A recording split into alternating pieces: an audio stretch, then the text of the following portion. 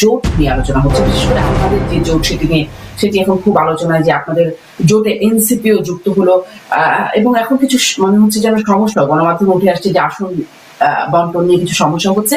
একে একে আসে যে আপনারা মানে এনসিপির কাছ থেকে খুব শোনা যাচ্ছে যে এনসিপির সাথে, মানে জামাতের সাথে যে জোট এনসিপি করলো সেটি আদর্শিক জোট নয়।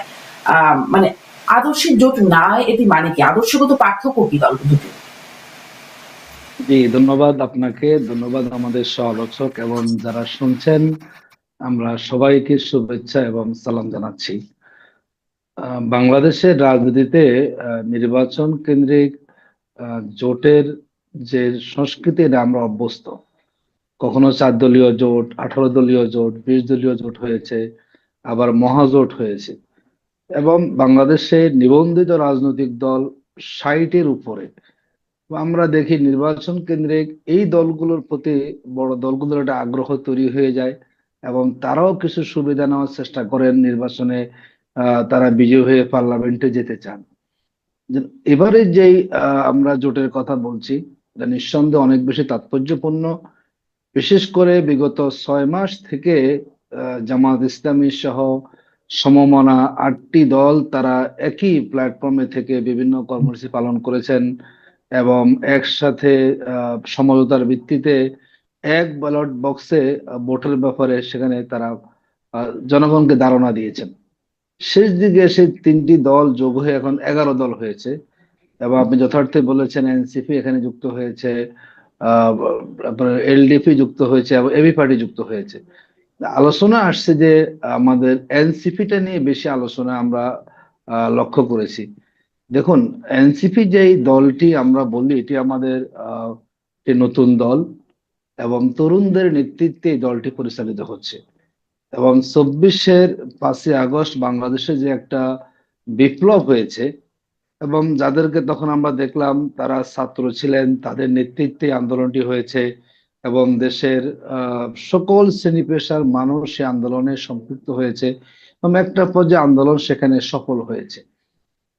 এই দল তাদের নতুন করে দল হওয়াটা আসলে বেশি সময় হয়নি।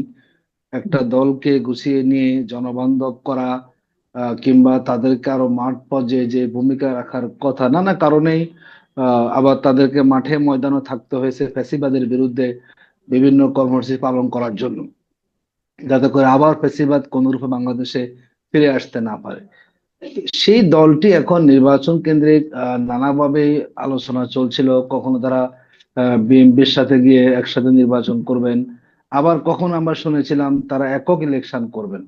তারা 3 দলীয় একটা জোটও তারা গঠন করেছেন। শেষ দিকে এসে বিশেষ করে আমরা বলবো যে শরীফ ওসমান হাদির যে হত্যাকাণ্ডটা ঘটেছে, তারপরে দৃশ্যপটটা পরিবর্তন হয়েছে এবং তাদের কাছে হয়তো মনে হয়েছে যাদের নেতৃত্বে বাংলাদেশের জুলাই আন্দোলন হয়েছে এবং তাদের নিরাপত্তার ক্ষেত্রে তারা কিছুটা আশঙ্কা পোষণ করেছেন। এবং আমি যদি মোটা দাগে আপনাকে বলি, যেখানে বাংলাদেশের আধিপত্যবাদ যে বিরোধী লড়াই চলছে, বিশেষ করে শরীফ ওসমান হাদি যে লড়াই চালিয়েছেন, সেই লড়াইকে আরো সফল করার জন্য, দ্বিতীয়ত বাংলাদেশের জুলাই আন্দোলন সফল হওয়ার পরে সাধারণ মানুষের মাঝে যে একটা রাষ্ট্র সংস্কারের আগ্রহ তৈরি হয়েছে, ইতিমধ্যে আমাদের কিছু সংস্কার প্রস্তাবনা অনুমোদন হয়েছে, গেজেট হয়েছে। হয়তো তাদের কাছে মনে হয়েছে যে আগামী দিনের আমাদের জুলাই চেতনাকে ধরে রাখা, রাষ্ট্র সংস্কারকে সফল করা এবং সামনে গণভোটের ইস্যু আমাদের দেশে আছে এবং সব মিলেই যারা জুলাই আন্দোলন করেছেন তাদের নিরাপত্তা, তাদের ভবিষ্যৎ, তাদের যে রাজনীতিটা, হয়তো তারা সেই দিকটাকে বিবেচনা করে তারা জামাতের সাথে একসাথে কাজ করাটাকে তারা জি, কমফোর্ট মনে করেছেন বলে একদম। তারা মানে এখানে কি এসেছেন। কারণে জোটটা হলো সেটি আপনি বলছেন, যে তারা কেন জোটটা করতে চান, কিন্তু আমি একটু এটা প্রশ্ন করছিলাম যে আপনাদের আদর্শিক পার্থক্যটা কোথায়? যেহেতু বারবার বলা হচ্ছে যে আদর্শগত জোট না, তাহলে আদর্শিক পার্থক্যটা আসলে কোথায়? দেখুন, এটি এটি হচ্ছে আমরা ইতিপূর্বে জোট করেছি বিএনপির সাথে, তখন এই জাতীয় প্রশ্ন অনেকেই করেছেন। এটি হচ্ছে একটা নির্বাচনী সমঝোতা। আসলে এটি সবাই সবাই দলীয় কাজ যার মতো করে করবেন। এখানে কোনো দলের আদর্শ কোনো দলের ভিতরে প্রবেশ করবে না। জামাত তার নিজস্ব আদর্শ নিয়ে কাজ করবেন, তার নিজস্ব কর্মপদ্ধতি দিয়ে কাজ করবেন। এনসিপিও সেটা করবেন, বাকিরাও সেটা করবেন। আমরা কেউ আর কিন্তু কারোর নির্বাচনে দিকে জয়ী বিলেতে হলে যাচ্ছি কোন না। আদর্শের ভিত্তিতে কাজ হবে, মানে জয়ী হলে দেখুন কার আদর্শ প্রিভেইল করবে? দেখুন আমাদের এখন প্রাথমিকভাবে যেটি হচ্ছে যে আমরা যদি যদি এই জোটটা জয়ী হয়, এবং ইতিমধ্যে বলা হয়েছে যে একটা সকলকে মিলে যাতে একটা ঐক্যমতের ভিত্তিতে সরকার গঠন করা যায় সেই উদ্যোগটা সেখানে নেওয়া হবে।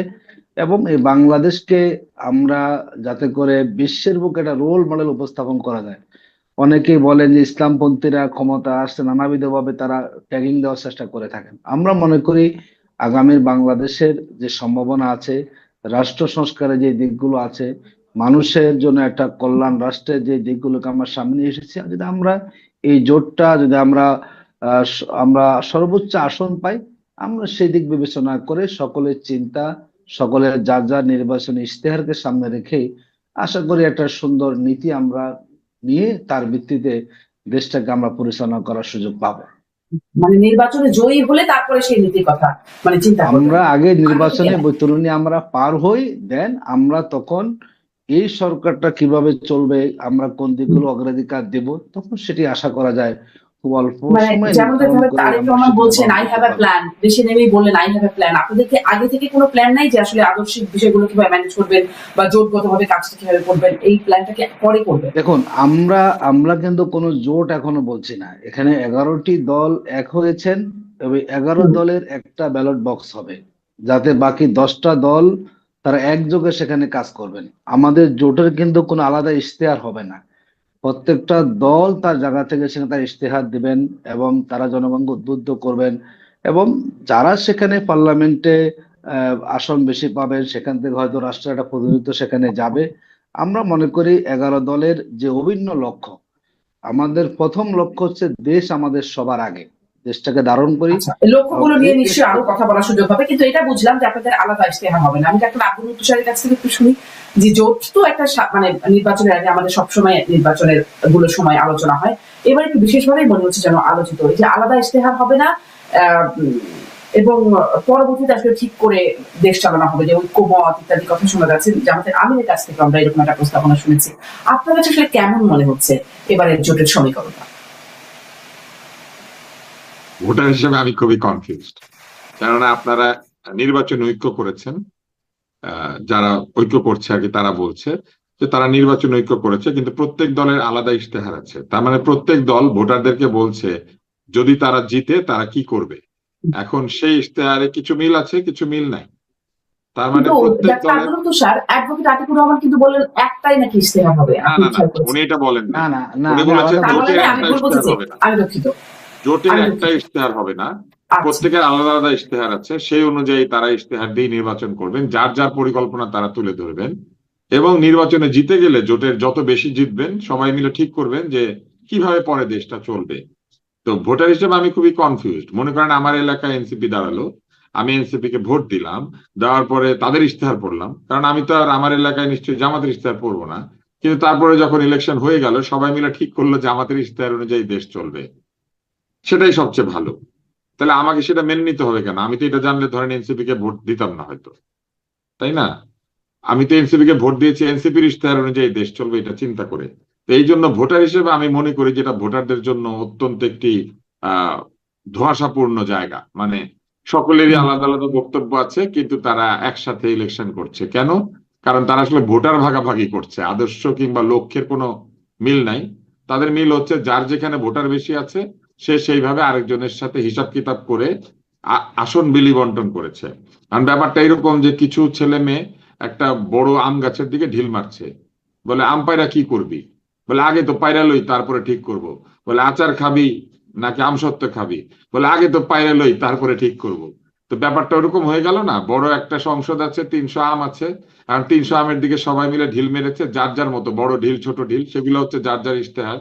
এবং তারপরে মনে করেন আম পড়লো নিজের দিকে 151টা, পড়ার পরে ঠিক করলো যে আম দিয়ে কেউ আমসত্ত্ব বানাবে, আর কেউ আহ আম পোড়া বানাবে, আর কেউ হচ্ছে আমের শরবত বানাবে, আর কেউ হচ্ছে আম কোল্ড স্টোরেজে রেখে দিবে, আর কেউ হচ্ছে আমের আচার বানাবে। বুঝতে পারছেন? তো ইশতেহার যদি আলাদা আলাদা হয় ঘটনাটা তাই ঘটবে না? একজনের ইশতেহারে আছে আমের আচার, আরেকজনের ইশতেহারে আছে আমের শরবত। আম গাছটা হচ্ছে সংসদ। এখন ভোটার হিসেবে আমি মনে করি যে এই জোট আসলে পরিপূর্ণভাবে একটি স্বার্থের জোট। এইখানে কোনো ধরনের লক্ষ্য উদ্দেশ্য নাই, উদ্দেশ্য একটা, আগে জিতালই। তো আমি অত্যন্ত শ্রদ্ধা রেখেই বলি যে আগে জিতে নেই, এইটা আসলে সঠিক না। জিতলে পরে আপনি কি করবেন সেটা আমাকে বলেন, তারপরে তো আমি ভোট দিব। আগে আমারে জিতান, এটা বললে তো হবে না। আমি ভোটার হিসেবে মনে করি আমাকে বলতে হবে যে জিতলে পরে আপনি কি করবেন। জিতলে পরে কি এনসিপি থেকে মন্ত্রী হবে? মন্ত্রী যদি হয় তাহলে কয়টা মন্ত্রী হবে? কিংবা তরুণরা আসলে কোন ধরনের শর্তের ভিত্তিতে এই জোটে যোগ দিয়েছে? এই জোটে আমি আপনাকে বলি আহমেদ ধরেন সাহেব, আগেও যখন জোট হয়েছে, আমি তো একটু ছোট্ট প্রশ্ন করি যে আগেও যখন জোট হয়েছে আগেই কি বলে দেওয়া হয় যে কয়টা মন্ত্রী হবে? এরকম তো আগে ডিক্লেয়ার হয় না। না, আগে বলে দেওয়া হয় না, কিন্তু এইবার হুম, এই জন্য আমরা জানতে চাই যে আমরা এনসিপির 2টা মন্ত্রী দেখেছি আর কি। তা আমরা তো হুম, এনসিপির মন্ত্রীদের সম্পর্কে অভিজ্ঞ। এনসিপির আরো একজন মন্ত্রী ছিলেন যিনি পদত্যাগ করে ইয়ে তৈরি করেছেন, দলটা তৈরি করেছেন, হুম। এবং আমরা তাদের হলফনামাও দেখতে পাচ্ছি। তো সেই সব দেখে তো আমাদের মনে সন্দেহ যাচ্ছে। এনসিপি মন্ত্রী হবে জানলে আমি আপনাকে এখনই বলি আমি তাহলে ভোট দিব না।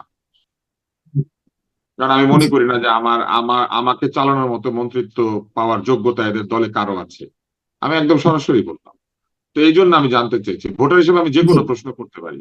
এইবার অনেক আসেন, ধন্যবাদ। আমি আপনার আরেকটা এই কথা প্রশ্নটা, কি বলি, আচ্ছা আচ্ছা, শেষ করেন। জি। আরেকটা কথা আমি আপনাকে হুম, বলি। সেটা হচ্ছে আগেও এরকম হয়েছে। আগেও কিন্তু যখন হয়েছে তখন আদর্শের মিলে হয় নাই। ওই মন্ত্রিত্ব, ওই ভোটের হিসাব ওইভাবেই হয়েছে। জামাতে ইসলাম বিএনপির সঙ্গে নির্বাচন করেছিল এবং 2জন মন্ত্রী তাদের ছিলেন। এবং আপনি লক্ষ্য করবেন যে বিএনপির বিরুদ্ধে অনেক দুর্নীতির অভিযোগ ওঠার পরে জামাত ইসলাম বলেছে আমাদের মন্ত্রীরা দুর্নীতিমুক্ত ছিল, যা দুর্নীতি করেছে বিএনপির মন্ত্রীরা করেছে। এটা কিন্তু তারা বলেছে একাধিকবার যে তাদের মন্ত্রণালয় নিয়ে কোনো অভিযোগ ওঠে নাই, তাদের মন্ত্রণালয়গুলি সৎভাবে পরিচালিত হয়েছে, এবং সেই কথায় অনেকখানি সত্যতাও আছে। কিন্তু প্রশ্ন তো সেইখানে না। প্রশ্ন হচ্ছে এই যে এই জোট ধরেন হলো, মানে সরকারে গেল, মানে তাদের মধ্যে মন্ত্রী ভাগাভাগি হলো, তারপরে কি হবে? জামাত ইসলাম আবারও বলবে আমাদের মন্ত্রীরা ভালো, কিন্তু এনসিপির মন্ত্রীরা এই করেছে, অলি আহমেদ সাহেবের মন্ত্রীরা এই করেছে, চরমোনাইয়ের এমপিরা মন্ত্রীরা এই করেছে। তা আমরা তো এই জিনিসের পুনরাবৃত্তি দেখতে চাই না। আমরা দেখতে চাই একটা নির্দিষ্ট আদর্শের ভিত্তিতে রাষ্ট্র এবং সরকার পরিচালিত হবে, এবং সেটা পছন্দ করব দেখে আমি তাদেরকে ভোটটা দিব। আমি কেন ভোট দিব এইভাবে যে আমি জানি না যে তারা আসলে জিতলে পরে কিভাবে দেশ চালাবেন। একদম একদম স্পষ্ট। ডাক্তার আব্দুল লতিফ সাহেব, আপনার প্রশ্নটাই আমি অ্যাডভোকেট আতিকুর রহমান আপনার কাছে রাখি যে আপনারা আসলে নির্বাচনে জিতে আম সত্য বানাবেন না আমি শরবত বানাবেন, সেটি কেন, সেটি জনগণের কি জানার অধিকার নাই? দেখুন, বিশ্লেষণটা একজন একভাবে, এটাই স্বাভাবিক। আমি আমার রাজনৈতিক অবস্থান থেকে আমি আমার বক্তব্য দেব, তুষার ভাই ওনার জায়গা থেকে বক্তব্য দিয়েছেন। বাংলাদেশে তো আমরা এই অভিজ্ঞতা নতুন নয়। এবং দেখুন, আমরা যে 11 দল আছে, বিএনপির সাথে জমিয়ত উলামা ইসলাম আছে, আছে তো সেখানে, হুম, হুম। বাম দলও সেখানে আছে। যে আমাদের ক্ষেত্রে আপনি এই কোশ্চেনটা করতে পারেন, তো এই কোশ্চেন তো বিএনপি কে করার সেখানে সুযোগ আছে। দেখুন, আমি যদি বলি আমাদের জামাতের আমির তিনি বলেছেন 3টা মৌলিক বিষয়ে যে দলগুলো একমত হবেন তারাই একসাথে একটা সমঝোতা ইলেকশন করবেন। তার প্রথম দিক হচ্ছে দুর্নীতির ক্ষেত্রে, মানে যেই দল নিজেরা দুর্নীতি করবেন না এবং তারা কাউকে দুর্নীতি করতেও দিবেন না। দ্বিতীয় বলেছেন যে আইনের ক্ষেত্রে আইন তার নিজস্ব গতিতে চলবে, আইনের ব্যাপারে কেউ কোনো ধরনের রাজনৈতিক হস্তক্ষেপ কেউ করতে পারবেন না। তৃতীয় বলেছেন যে সংস্কার প্রস্তাবনাগুলো তৈরি হয়েছে সেগুলো সুযোগ পেলে সবাই আন্তরিকভাবে দলগতভাবে সেগুলোকে বাস্তবায়ন করার জন্য প্রচেষ্টা চালাবে। 3টা মৌলিক দিকে সামনে রেখেই তিনি আহ প্রস্তাব দিয়েছেন, এবং এই এই প্রস্তাবের ভিত্তিতে নতুন কিছু দল এসেছে, আরো কিছু দল তারা হয়তো আসতে চাচ্ছেন, নানা কারণে এখন এই সময় একই বিষয় তো আসলে যাচ্ছে না। বিএনপি বা এর সাথে কেমন করে দ্বিমত, মানে দুর্নীতি আইন নিজস্ব গতিতে চলবে বা সংস্কার, এগুলো তো আসলে এখন যারা রাজনীতি করছে সব দলই তো এই একই রকম মানে কথা বলছে অন্তত মুখে। এমনকি যদি আমরা প্রতিটা সরকারের কথা চিন্তা করি, তারাও অন্তত এটা মুখে অনেকবার বলেছে যে দুর্নীতি হবে না, আইনের শাসন বা আইন নিজস্ব গতিতে চলবে, এগুলো তো সবাই বলেই। দেখুন, আমি যদি আপনাকে বলি, বাংলাদেশে তো ইতিপূর্বেই জাতীয় পার্টি ক্ষমতা এসেছেন, মানুষ তাদের শাসনও দেখেছে। আওয়ামী লীগের তো আমরা দেখে দেখে মোটামুটি ক্লান্ত হয়ে পড়েছি, বিএনপিকেও দেখেছে। এবং এখন জামাত ইসলামী সহ যে 11 দলের একটা আমরা সমঝোতা করেছি, এই দলগুলো কিন্তু আমরা একবার কখনো আমরা ক্ষমতা আসেনি। শুধুমাত্র জামাত ইসলামী বিএনপির সাথে 4 দলীয় জোটে 2জন মন্ত্রী আমাদের ছিল। ওই অবস্থায় যখন বাংলাদেশ বারবার দুর্নীতির চ্যাম্পিয়ন হচ্ছিল, তখন কিন্তু আমরা প্রমাণ করেছি না, এই দুর্নীতির মধ্যে আমরা থেকেও কিন্তু আমরা নিজেরা দুর্নীতিগ্রস্ত আমরা হয়ে যাইনি। মানে দেশের মানুষের মধ্যে একটা আস্থা তৈরি হয়েছে যে আপনি দুর্নীতিমুক্ত বাংলাদেশের কথা মুখে আপনি বলবেন, কিন্তু যদি দলটাই আপনাদের দলীয় সিস্টেমটা হয় দুর্নীতির মধ্যে নিমজ্জিত, সেখানে আসলে আপনি কখনো দুর্নীতিমুক্ত বাংলাদেশের কথা বলবেন তা কখনো বাস্তবায়ন হবে না। কিন্তু ডাক্তার বিশেষ আব্দুল করে তুষার যেটি আমাদের বলছিলেন, যে ডাক্তার আব্দুল তুষার বলছিলেন যে অন্যান্য মন্ত্রীরা অন্য দলের থেকে যদি মন্ত্রী হয় বা এমপিও যদি হয়, তারা যদি দুর্নীতি করেন, আপনারা তো সেই দায় নেবেন না, যেমনটি ওই 4 দলীয় জোট সরকারের সময় নেন না। দেখুন, একটা সরকারে যারা সবচেয়ে বড় অংশ থাকে তাদের দায়টা বেশি থাকে। এখন ধরুন আপনি একটা সংসারে যদি 10 জন সন্তান থাকে, সবাই কি একরকম হবে বলুন আপনি? কখনো হয় না। এখানে এক একজন এক এক বয়সের অধিকারী, আপনি সবাইকে এক পাল্লা কিভাবে নিয়ে আসবেন আপনি? একজন বাবা চাইলেও কিন্তু সব সন্তানকে একরকম তৈরি করতে পারেন না। দু এক জায়গায় সেখানে ঘাটতি তৈরি হয়ে যাবে।